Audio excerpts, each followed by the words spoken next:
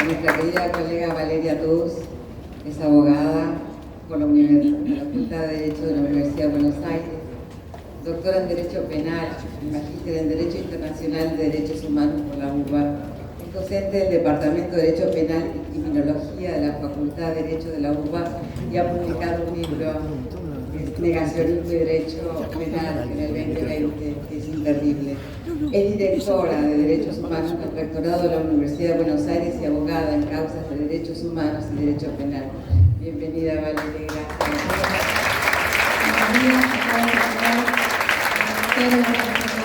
Por la invitación, es una alegría estar acá y poder pensar colectivamente este presente. Me sumo a esta idea de trabajar sobre cómo llegamos hasta acá, pensar nuestro presente con un gobierno negacionista y apologético de la última dictadura cívico-militar y también las estrategias para frenar, ¿no?, el negacionismo.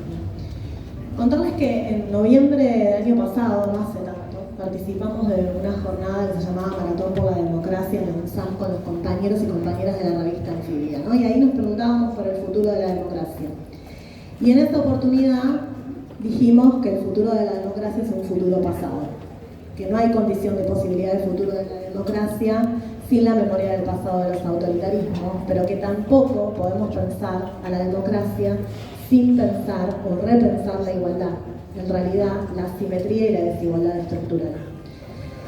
Eso no es algo novedoso, ¿no? En definitiva es poder pensar cómo ha funcionado históricamente nuestro sistema de protección universal de derechos humanos en esa ligación constructiva de la memoria de los genocidios, en el caso de la experiencia del nazismo, pero también en nuestro país, como decía Vicky, como decía Amado, la recuperación de la democracia significó una lucha decidida contra los autoritarismos, la lucha por la memoria, la verdad y la justicia, en particular del movimiento de derechos humanos, y en este sentido nuestro país se transformó en una experiencia singular en la región, con un proceso de juzgamiento muy interesante.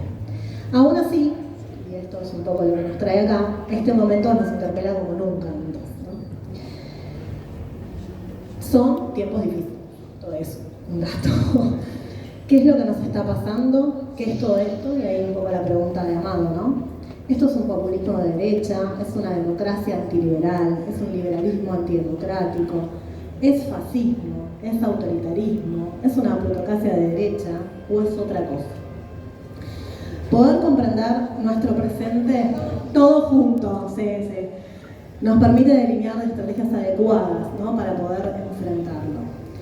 Para poder ver esto que nos está pasando en nuestro país, pero también fuera del contexto local, quizás el negacionismo se presenta tristemente como un buen indicador, un buen timing. ¿Por qué digo esto?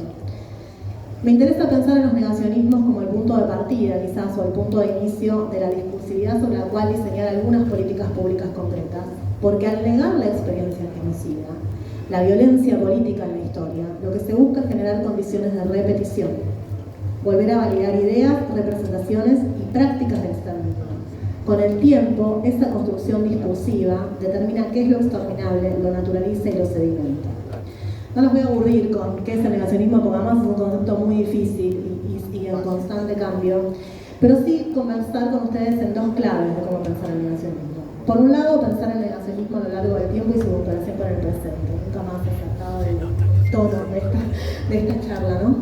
Y por otro lado, los modos de imbricamiento que tienen los distintos modos de negacionismo. Hay un modo de pensar el negacionismo a lo largo de la historia, ¿no?, que es como una primera generación de negacionismos que atentan contra la verdad histórica, ¿no? Es estructuralmente los negacionismos del Holocausto. Hay una segunda modalidad de pensar los negacionismos en la historia más vinculada a los discursos de odio, ¿no? Y ahí es donde yo quiero hacer foco o hincapié. Y ahora hay una tercera modalidad de negacionismo que intenta atacar a la verdad científica, ¿no? Todo esto que está ocurriendo con los negacionismos del cambio climático, la pandemia, el terraplanismo y demás. ¿Por qué traigo estas generaciones de negacionismo todas juntas que no tienen nada que ver, son actores sociales diferentes, en algunos casos son los estados, digo, sin banalizar el negacionismo de los crímenes de estado, sino porque me parece que hay un vínculo cómplice entre el aniquilamiento del ayer y la negación del hoy. Mirándolo bien, el negacionismo es una declaración política que al amenazar el pasado socava el futuro. En los últimos años, como sabemos, se produjo un regreso en nuestro decir expresiones nuevas de violencia y de desprecio hacia determinados grupos como nunca antes. Quizás el intento de homicidio de la vicepresidenta de la Nación es el claro ejemplo de cómo confluyen los negacionismos. En los discursos de odio confluye naturalización de dos tipos de violencias: la opresión contra las minorías, las disidencias sexogenéricas, las migrantes, las comunidades originarias, pero también la explotación, en el sentido de la lucha de clases. Me interesa pensar que no podemos hablar de negacionismo por afuera de las políticas de opresión, pero tampoco podemos hablar de negacionismo por afuera de las políticas de explotación. Y ahí es donde se unen los viejos negacionismos con los nuevos negacionismos.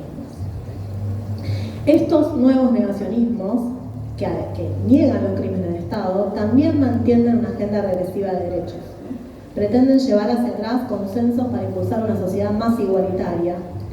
Y yo creo que lo que anuda estos viejos negacionismos con los nuevos negacionismos, muy en la línea de lo que se viene pensando hoy acá, es la subjetividad neoliberal. Los anuda, los alimenta, los alienta y constituyen su trama y su motivación fundante. Entonces ya no nos parece tan extraño que Milei niegue el cambio climático, mantenga una agenda regresiva de derechos y niegue además los crímenes de la última dictadura cívico-militar.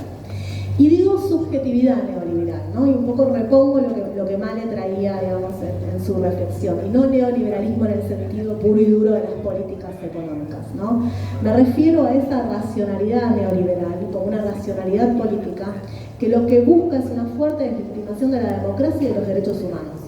El ataque contemporáneo contra la sociedad, contra la justicia social en nombre de la libertad de mercado es una emanación directa de esa racionalidad neoliberal. Funciona como aquello que une la libertad y la tradición y el libre mercado y convierte en fundamento para lo que llamamos desmantelar la sociedad, socavar las bases de nuestra igualdad y transformar a la libertad en un libertarismo sin límite, en donde el otro no forma parte de la ecuación. No nos sentimos interpelados por su demanda. Una libertad liberticida, que amenaza incluso la propia supervivencia del planeta, ¿no? Por eso hay un link tan poderoso para poder pensar los negacionismos como estrategia discursiva pública y a partir de ahí atacar la subjetividad neoliberal. ¿Cómo la atacamos? Como dice Male, somos un pueblo que sabe de luchas y de resistencia. Y en otra clave, me gustaría, ya pensando más en el caso argentino, digamos, no voy a extender porque tanto Malena como Daniel han trabajado mucho sobre los procesos de desvalorización cuantitativa, ¿no? En la discusión sobre nuestros 30.000 compañeros detenidos desaparecidos y también sobre los modelos explicativos de violencia mutua, ¿no? Sobre volver a los dos demonios. Sino que lo que me gustaría es incorporar nuevamente la dimensión de la oportunidad. Se da un resurgimiento de estos discursos en un momento histórico particular. Uno podría decir desde 2016 en adelante, bajo la presidencia de Macri, pero también con la desaparición de Santiago Maldonado, y ahora bajo la presidencia de Milei adquiere un modo más burdo, quizás más descarado, incluso utilizando el lenguaje de los asesinos. Y entonces hay una pregunta que uno puede hacerse, y es una pregunta que quizás está bueno que nos preguntemos y nos respondamos, es ¿por qué ahora y no antes? ¿No? Un poco es lo que Malena traía, ¿no? Una hipótesis de respuesta posible, o sea, abogada y después de ese campo disciplinar, que lo vamos a hacer, es lo que hay, es que estos discursos aparecen en un momento simultáneo, contemporáneo, a los procesos judiciales que investigaban el rol y la participación civil de los crímenes de la dictadura. Entonces lo que a mí me interesa reponer no es no darle importancia a la discusión literal sobre la negación de la cantidad de las víctimas del terrorismo de Estado en nuestro país o la discusión sobre los dos demonios, sino entender lo que está atrás. A veces discutimos la cantidad, o discuten la cantidad, para no discutir la causalidad, que eso es lo que Malena planteaba en su intervención. Pero también eso es un modo efectivo de evitar la responsabilidad. Otras veces lo hacemos para garantizar la impunidad de actores que no habían sido judicializados, recurriendo a estas explicaciones monocausales o binarias.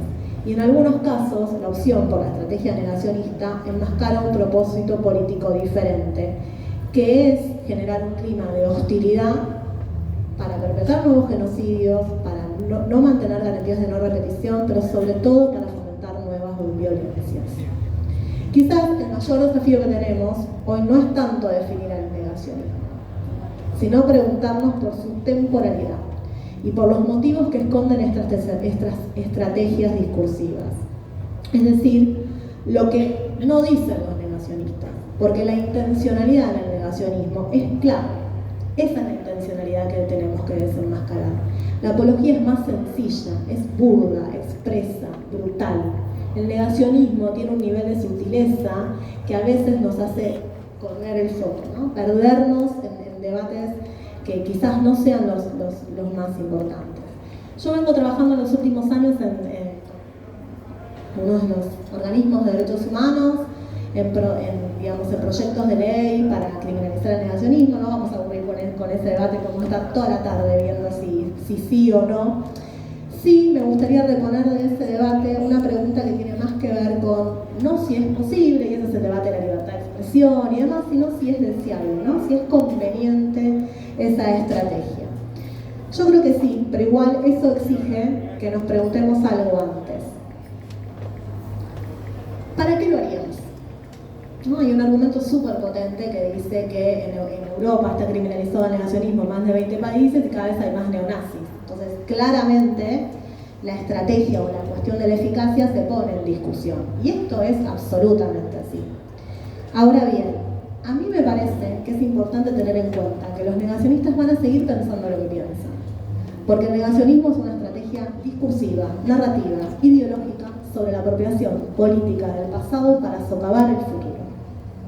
Entonces, quizás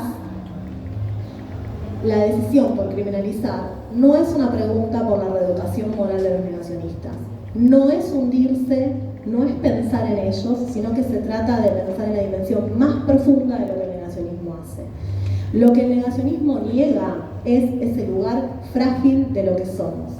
Esa ausencia que nos constituye como comunidad y socava y amenaza las bases más profundas de nuestra democracia. Entonces, la pregunta por la ley o la herramienta legal no es una pregunta dirigida a los negacionistas, sino a nosotros como sociedad conocida que somos. Y entonces nos podemos preguntar qué valores queremos proteger. Y por supuesto podemos encontrar matices, ¿no? Con Malena creo que lo hemos discutido durante años sobre si el garrote es la alternativa. Uno va a decir claramente no, digamos, y si uno puede pensar modelos, de estrategias de modelos de justicia restaurativa, una capacitación en derechos humanos, reponer y recoger la experiencia de los feminismos en nuestro país a partir de la ley Micaela, trabajar sobre estrategias que solo piensen en la abolición de negacionismo de funcionarios públicos, o no, y solamente circunscribimos a los modelos pedagógicos, ¿no? De corte educativo estructuralmente y de modo excluyente, y por qué no de educación popular.